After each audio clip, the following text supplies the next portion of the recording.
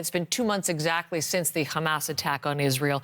And what we've heard from UN and other international officials is that the situation is in Gaza now apocalyptic, the word we got this week, worsening hour by hour, they have said. Does that correspond to what you're hearing from your contacts on the ground? 100%.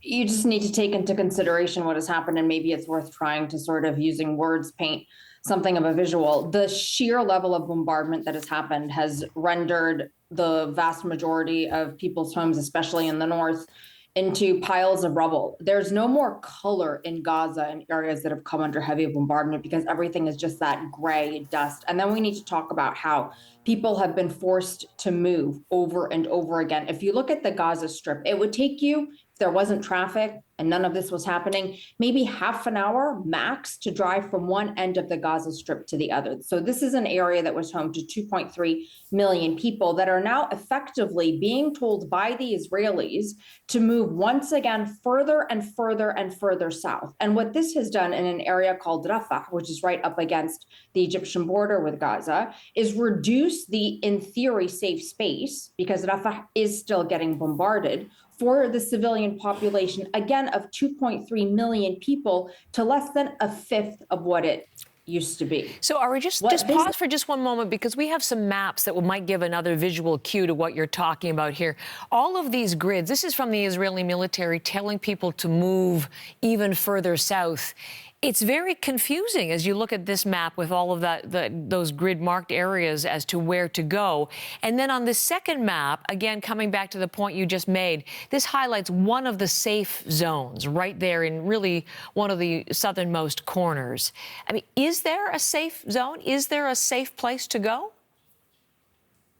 The thing is no, there isn't. And so this idea that areas are being called safe zone, really, especially when you talk to people in Gaza about this, they feel as if it is just merely making a mockery of them, and they're being pushed around like sheep, told to go from one area to another. They're absolutely terrified. They often don't even know if they can, make it from one area to another. And then when they get there, I mean, there is no infrastructure in place to be able to receive this level of people, nor has there ever really been. And so when humanitarian organizations talk about overcrowding, it's not a bunch of people being shoved into a super crowded metro, for example. This is people who are literally living on top of each other in unsanitary conditions.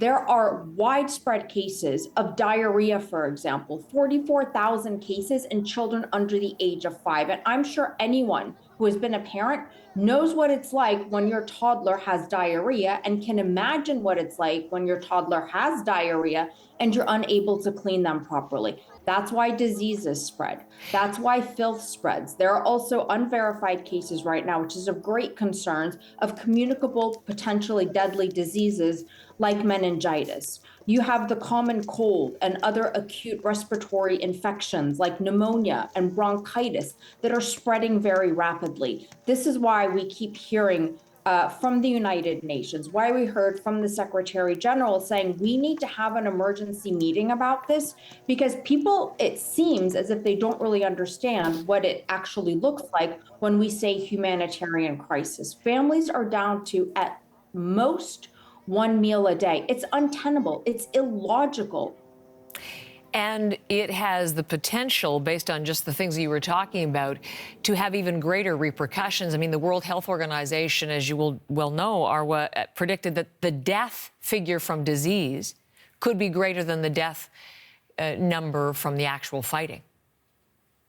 Which is a very likely scenario. And it's also not just the deaths that will increase from disease, but also from infections, from people being unable to get proper post-surgical or post-wound care. Look, I was talking to a man whose wife's leg was very badly injured, and he's in a hospital actually in the South. And there just wasn't enough medical staff to come and tend to his wife's injury. So for 9 days, her bandages weren't changed. Her wound was not properly treated. And when they finally took those bandages off, and this is, a bit disturbing to say, they found maggots growing inside her injury, in her leg, because there weren't enough supplies or staff to be able to tend to that.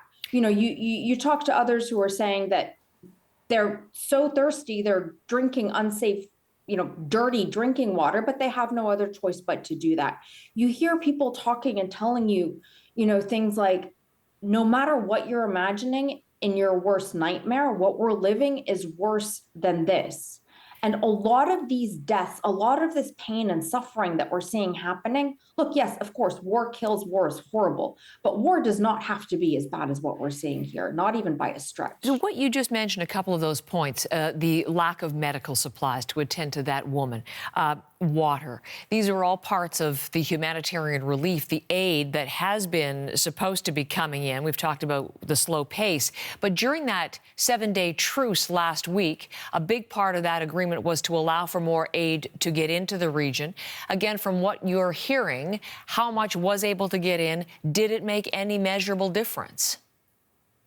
Look, during that pause, that 7-day pause, there were on average 170 trucks that went in a day. This is far, far, far lower than the 500 trucks a day that used to cross into Gaza before October 7th. So that's, to put that number into perspective. Secondly, we're in a situation where humanitarian organizations need to scale up.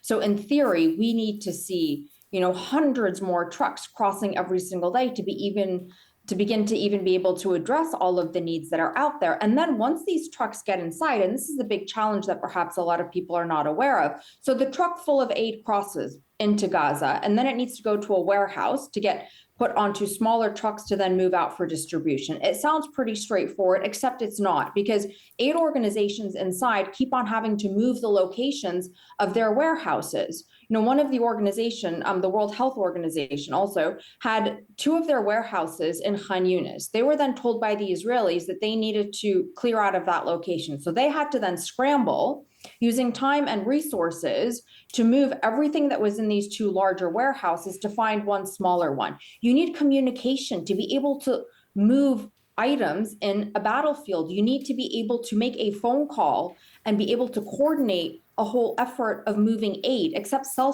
service is constantly down.